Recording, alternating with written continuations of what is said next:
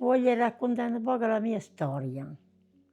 Al 40 io alla scuola e si faceva la guerra, andai jemmo alla scuola a piedi 3 chilometri e si chiamava la scuola Santa Maria Pellana.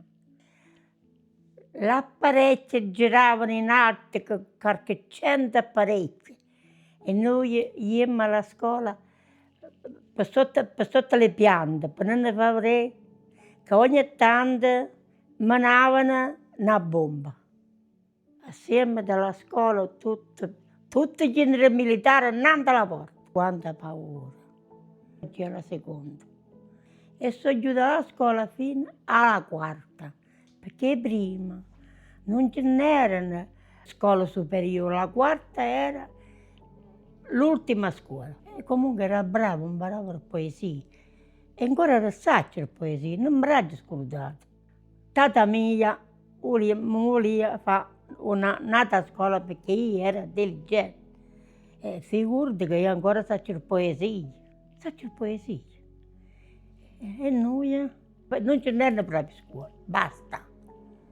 Dice, ma sì, ma figlia, ma cosa vuole affiancare con buia, volesse fare la maestra. Dice, ma se da fare la maestra, io ho potenza, alla capitale. Ma noi eravamo a pascolare, eravamo poveri contadini, assieme alla scuola, mangiavamo un po' di pane di grannini, con un tozzo di pane in mano. E andiamo a pascere pecore, grappe, però abbiamo portato il libro, che tata mia non ci tenia alla lezione, E quando ci venivano, ne abbagliamo tutto, mettiamo il libro in piedi e piangevamo, perché si bagnava il libro. E mi ha fatto una vita veramente. Però io ero contenta così. C'era mamma, figli miei, non ti angidiare, che mi mettiamo a fare la polenta. Non guardare la polenta. A quella fritta l'ardina, a roda. E tanto non si mangiava. Io in un piatto, mangiamo 2 cararoni. Eravamo 8 persone. Eravamo 6 figli. 2 genitori, 8. E quando andammo alla scuola, poi la mattina presto, ne abbiamo portato un po' di pane, che noi assieme a Rodolfo. Che ne faceva tata? Arrostiva la patata, che tanto facevamo fuoco, non c'era gas, non c'era niente. E una patata a pronto. Eravamo 3 che andavamo alla scuola. Io, mia sorella e mio fratello. Mio fratello che era il 27, mia sorella il 29 e io il 31. E andavamo tutti insieme alla scuola.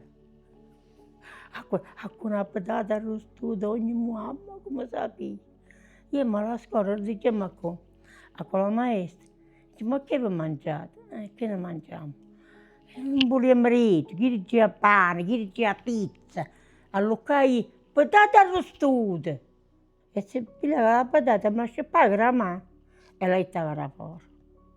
E su non avete mangiato la patata, avete portato una fetta di pane. Ma noi non teniamo pane, quale pane? Se pure mamma faceva il pane dei grannini, tata la metteva, finiamo tutta quanta, e quando mangiavo, io uno piatto, tata, il pane, il filetto, sotto il braccio. Dopo mangiato, ne una tozza pure. E così, e piano piano si mi aiuta innanzi. E insomma.